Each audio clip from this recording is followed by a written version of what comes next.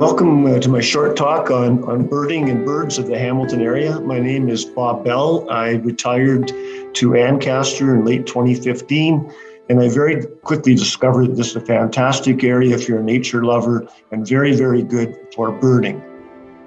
So I'm going to start this slideshow. And just this cover shot is a wood thrush. It's a relative of the robin, or common robin. And they come here in the summer to breed. It's been said that the wood thrush is the most beautiful song in the world. It's very flute-like and absolutely beautiful. So over the past year, there's been an absolute explosion of interest in birding globally, thanks to the pandemic. People were stuck at home. For a long time, they couldn't even watch their favorite sport on TV. All the leagues were closed. And they started to take note of nature and realize that there was a lot of entertainment right out their window. There's numerous studies that have shown that birding is very good for your mental health. It's soothing, it's calming, and it's just good to be out in nature and take in the sights and sounds. Here in Hamilton, we have a very large active birding community and an excellent naturalist club, which I'll refer to later. And we're really well located for seeing numerous species of birds. Well, one of the reasons why it's so good is that birds really try to avoid flying over large bodies of open water. It's a bit hazardous to their health. So in this example, this is spring migration with the arrows pointing northwards. I could turn it around for the fall and put the arrows the other way. So we're located here at the west end of Lake Ontario. You can see birds that hit Lake Erie have a couple of shortcuts they can spot from the sky. And they make use of these, and as a result, Point Pelee and Long Point are two of the most famous birding spots in Canada, if not the world. Lake Ontario, on the other hand, doesn't have any such shortcuts. So birds that hit it tend to turn and use the Niagara Peninsula as an isthmus to get around it. So being here, we pick up birds that have been trapped by Lake Ontario and come around, as well as the ones that have crossed through Long Point. We have numerous excellent birding spots around the area. For the sake of time, I'm not going to dwell on my text slides. And instead, I'd ask if you're interested, you can pause this talk and take notes and read it at your leisure. Or I believe there'll be a copy of this as a PDF on the library website that you can download. So rather than just go through birds, in families and one at a time, what I want to do is lump them into categories by time. And this will give you a better sense of what to expect when during the year. And there's four major categories that I use. One are year-round residents. You see them all year round. Second are ones that have come here just for the winter. They think we are the deep south, and this is their winter vacation. The third are the ones that you're probably most familiar with, the summer breeders that have been further south, as far as South America or Central America, the Caribbean, and they've come back home here to have their family in the summer. And then the last category are ones that we only see on migration because they spend the winter further south and they spend the summer breeding in the boreal forests of Northern Ontario or all the way up to the Arctic. So we only see them for a short time. And then I'll end just with a bit on ducks and owls. And of course, anytime you try to categorize things, there's going to be exceptions and overlaps. So we'll see. And again, here's a text slide showing our year-round residents. You can read it at your leisure later. I've broken it down into the left column is commonly known songbirds or perching birds. And these include things like blue jays, chickadees, cardinals. And on the right column are non-perching birds. These include our mourning doves, our woodpeckers, raptors like hawks and eagles, and wild turkeys. So starting with some common birds, and I will try to give you a little tidbit that you may or may not know. So here's an exception or an overlap right out of the chute. Blue jays are year-round residents, but they do migrate. So the birds that you see in the summer, they're not the same individuals in the winter. All the blue jays in North America just shuffle a little bit south. So we probably get ones from Timmins or Northern Ontario, and ours go somewhere down in the chickadees are a very common, cute bird named for their emphatic call, a chickadee-dee-dee. They don't build nests. They are cavity nesters, and they often seek out woodpecker holes or holes in trees like this one has. Cardinals, I personally think the female cardinal in her dusty rose color is just as beautiful, if not more so, than the male. And the one interesting thing about these birds is the female cardinals sing, not just the males. So they will duet in the spring when they're courting. Though I like this picture because it looks like they're having a little bit of a tiff, and he's not too happy with her. Carolina wrens are small and mighty. I'm convinced that they are the loudest animal on the planet per gram of body mass. They have a very loud ringing tea kettle song that's very common around the parks and forests of our area. We have two species of nuthatch. Hatch is derived from a German word for hack, and it's the way they break into nuts and seeds. The larger of the two is white-breasted. Both of them have this sort of typical upside-down pose.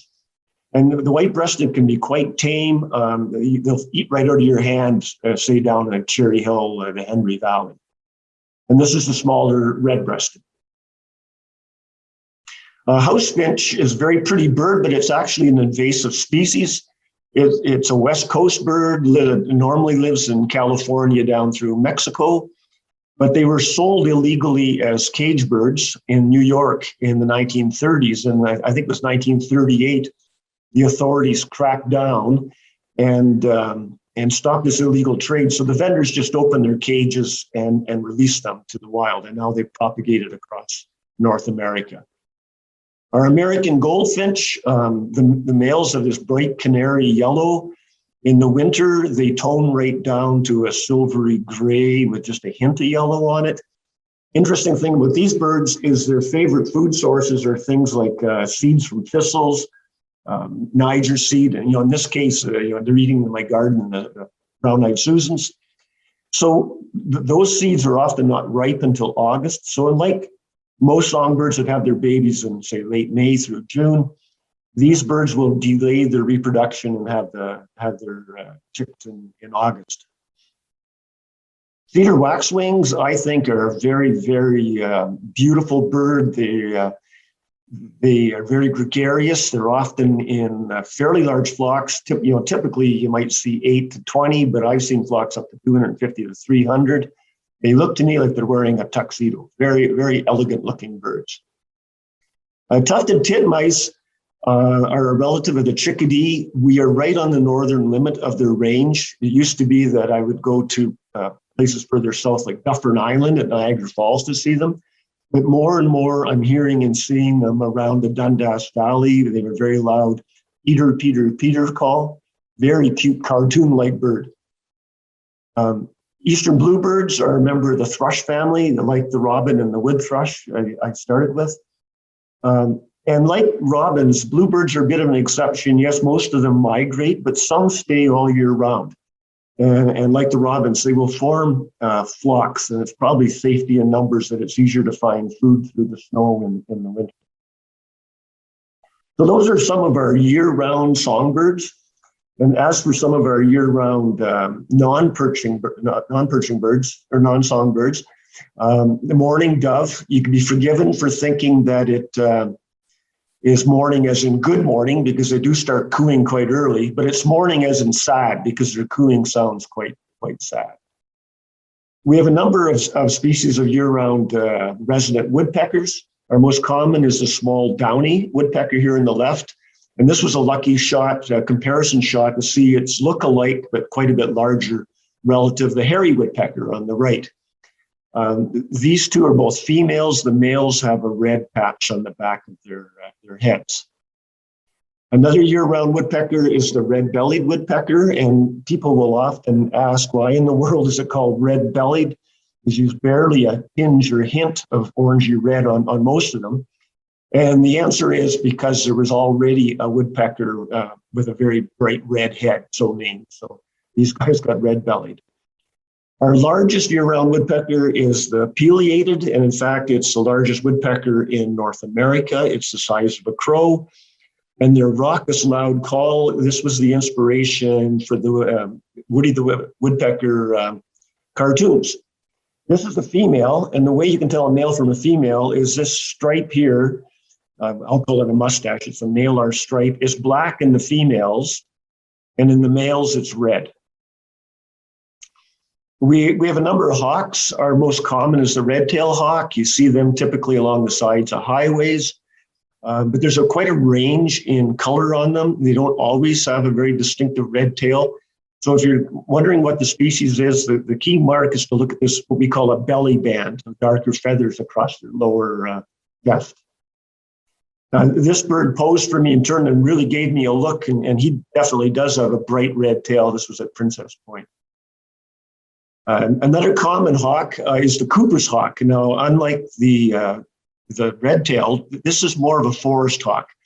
And this guy hangs around the forest by my house and often swoops down and attacking the songbirds at my feeders. I took this right out my living room window. The American kestrel is actually a falcon, small, very colorful falcon. It used to be called the sparrowhawk, but it was changed once they realized it was falcon. Their falcons are smaller, fly faster, pointier wings. This one hung around Bayfront Park just before Christmas, December 2020. He was there about 3 weeks, I believe. Wild turkeys have really made a comeback over the last couple of decades. In fact, they come to my feeders as a cleanup crew and eat the seeds off the ground that other birds have knocked down. These are all hens or juvenile turkeys. But after a while, one of the big boys came in, a tom turkey. Our cat likes to watch the birds through the window, and he was quite intimidated when he saw birds much, much bigger than himself. Okay, so those are year-round birds. Now, some of our winter visitors, these include a few species of sparrows, winter wrens, snow buntings, horned larks. And it's been an amazing, amazing year for winter finch, what we call an eruption. And this is when these birds that typically live in the boreal forests further north, you might normally go to Algonquin Park or Northern Ontario to see them. They've pushed further south due to a lack of food. They eat seeds from cones, birch keys, and if the crop is poor, they come south. And they've been showing up in Central Park in New York. So it's been an amazing year.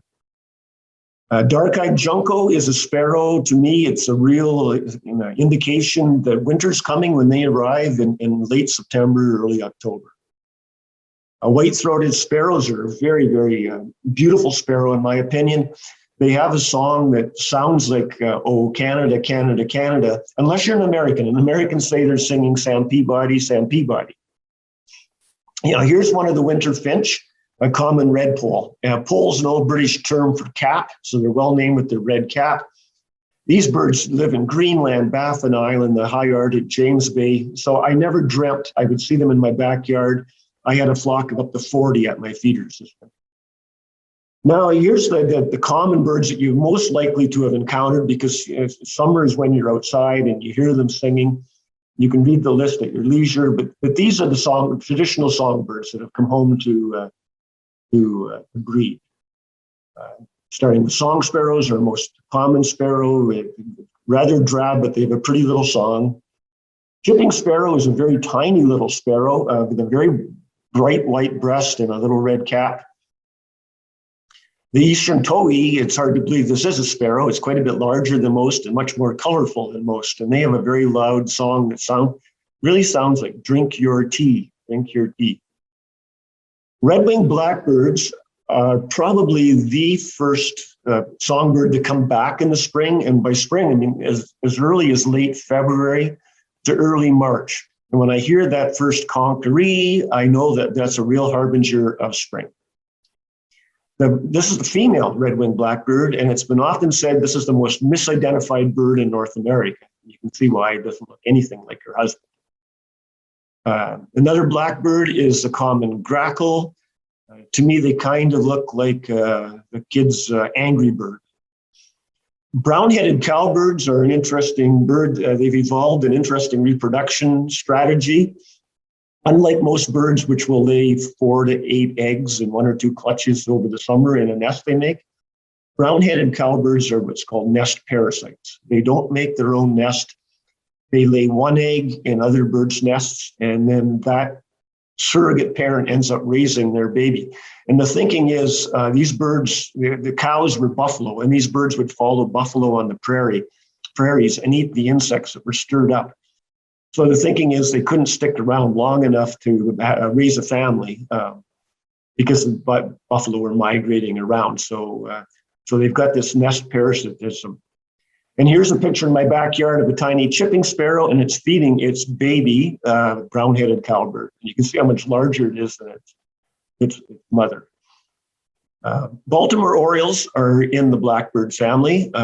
Gorgeous birds. People my age might remember creamsicles. To me, they're like a creamsicle with wings. They come back about May 3rd. They absolutely love oranges and grape jelly. We have quite a few flycatchers. To show you this eastern phoebe, like the chickadee, it's named for its call. They go phoebe, phoebe, and they bob their tail constantly. And this one had, I think it's a nymph of a dragonfly, and I watched it go down the hatch. Vireos are small insect eaters. The red-eyed is very well named. You can see its bright red eye. Most songbirds that sing will sing in May and June when they're looking for a mate and they're staking out territory. And then they don't sing through the summer, and they may start up late in the fall. And they only do it in the morning and maybe a bit in the evening. Red-eyed vireos are incessant singers. They sing from dawn till dusk, from May right through September. A Canadian female ornithologist once sat and counted, and one individual vireo sang over 22,000 songs in one day. Amazing. Scarlet tanagers are beautiful birds. They really are scarlet compared to a cardinal being red, but you wouldn't mistake them because unlike the cardinal, the tanagers have a bold black wing. Rose-breasted grosbeaks are beautiful birds that come back about the same time as the orioles, about May 3rd. And I find it a bit strange when they first come back, they visit feeders for about 2 weeks and then they disappear. But they haven't gone anywhere. It just seems like once they've recovered from migration, they would prefer to find natural food because I see them out in the forest and making nests and having their babies. Indigo buntings are just breathtaking birds with that beautiful blue color. They're quite common around. I'm seeing more than ever this spring. We have a number of warbler species. A lot of birders. Warblers are my all-time favorites. They're small, very hyperactive, hard to spot. They don't sit still very often. A number of them stay here and breed. This is the yellow warbler with its nice tiger stripes. The common yellowthroat, I call it the bandito warbler with its nice little mats. They hang out around swampy areas and you hear their witchety, witchety, witchety call. We have 4 or 5 species of swallows. Tree swallow is the most common. They will use nesting boxes. And then the northern flicker is a woodpecker that actually migrates. And I believe this is because their main food source is ants. So you often see these guys on the ground, rooting around in ants. Turkey vultures is nature's cleanup crew. They've evolved the bald head because the head's often inserted into a body cavity. I spared you the dead raccoon. I cropped it out of the picture here. Now, the next category would be transients that we only see during migration. This ranges from large birds, noisy flocks of tundra swans and sandhill cranes flying over us, to tiny little beautiful kinglets and a number of beautiful warblers and a few sparrows. 2 species of kinglets. We have a golden crown kinglet and a ruby crown kinglet. It's been said that to get a picture of a kinglet is like trying to shoot popcorn. They just don't sit still. They're zing, zing, zing, catching insects. White crowned sparrow is a very beautiful sparrow, typically only seen in migration, but again, they're a bit of an exception. I know a couple of spots where they do spend the winter here. Fox sparrow is a very large, chunky sparrow with these beautiful chevron, foxy-colored chevron arrows pointing up their breast. Just when I was taking this picture, I got photobombed by this cardinal jumping into the scene. And now some of my favorite warblers. These guys, unfortunately, I only get to see them here for a week or 2 maximum. They tend to go up to the northern Ontario and further north in the boreal forest. The Blackburnian, some people call it the flame throat, and you can certainly see why. Chestnut-sided is well named. The magnolia warbler with bold black stripes. And now some ducks and owls living on the On the Great Lakes, it's a great location here for ducks. LaSalle Marina Park in Burlington is a great place in the winter to see ducks. Most ducks can be divided into two categories, dabbling and diving. The dabbling ones are the ones you see upside down with their bums in the air. The diving ones tend to be more winter ducks. So I'll just show you a few of our dabbling ducks, starting with this mallard wood duck. I call it the paint by number duck. Our most elegant duck is the northern pintail. Now, just a few owls, and I always leave owls to the end because if I talk about owls, I peak too soon. Everybody loves owls. I don't know if it's because of Harry Potter. A lot of people say, well, I've never seen an owl, and my pat answer is, I guarantee you've walked past an owl. They are the masters of disguise. Eastern screech owls come in two colors. They're either this reddish phase or a gray one. The red morph screech owls tend to live in trees with redwood. And the gray ones, you have to look twice to see them here, live in trees with gray wood. Our great horned owls are the traditional hoot owl, big booming hoots at night. This was a nest a few years ago in Burlington. I got lucky and got the mother with her two young owlets. Barred owls have a very distinct call. It sounds like who cooks for you, who cooks for you. And you might notice one thing different about barred owls from the other owls is they have black eyes rather than yellow. And to me, it gives them a degree of wisdom. I got lucky this guy had caught a meadow vole and then flew up into the tree and turned and posed for me.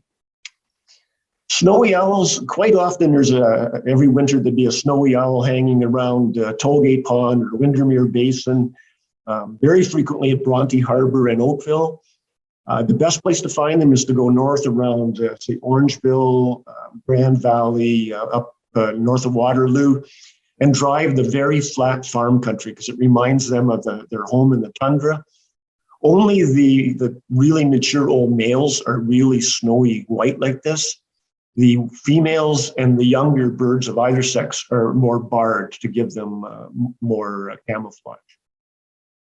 Now, just to wrap up, I'm on a committee working to get Hamilton and Burlington designated as a bird-friendly city. And what does this mean? It's a certification it's granted by Nature Canada, one of our oldest charities, conservation charities. 4 cities, Toronto, Vancouver, Calgary, and London, have already been certified. And what it does, certification sets safety standards for birds, and it would be a real source of community pride and, to me, a badge of honor for us to obtain this, because our birds need our help. Over the past 50 years, we've lost 25% of our birds, meaning there's 3 billion fewer individual birds today. And much of this loss is due to mankind. It's our activities, from striking windows and car collisions to predation by domestic cats. So this committee at a corporate city level, there's a lot they can do, like mandating buildings to be designed better to reduce the window crashes, and mandating lights out on towers at night, especially during migration. But what can you do as an individual? Well, a couple simple things is feed your backyard birds, especially in the winter. And please keep your cats indoor. This is my real bugaboo. Don't let your cat roam free. In fact, it's illegal in Hamilton. Cats are an invasive species. They were introduced so our birds did not evolve to have any wariness about them, that don't know how to avoid them. And this is staggering. Free roaming and feral cats kill about 200 million birds a year in Canada. About 75% of all bird deaths are unnecessary. And it's better for your pet because indoor cats live on average 14 years, outdoor cats only 2 to 5. And maybe this last statistic will really scare you. A study in the States showed that about 20% of an urban coyote's diet is comprised of cats. So just to wrap up, a few resources I would recommend. My go-to website is the Cornell Lab of Ornithology. And it's just, they've got so much information there, you get lost in it for days. And just jumping down, Cornell created an app for your phone called Merlin. And you can upload your bird pictures. You get a mystery bird, you put it in there, and Merlin churns away and within a few seconds, it comes back with a 90 to 95% accuracy identifying your bird for you. As I mentioned, we've got a great naturalist club, lots of members that are very, very knowledgeable and happy to mentor you. Wild Birds Unlimited store in Burlington is the go-to place for feeders, food, information on birds. A couple other apps I use, iBird Pro is like having a bird guide on your phone. You don't have to lug around a heavy book. And Larkwire is a really fun game to learn to bird by ear.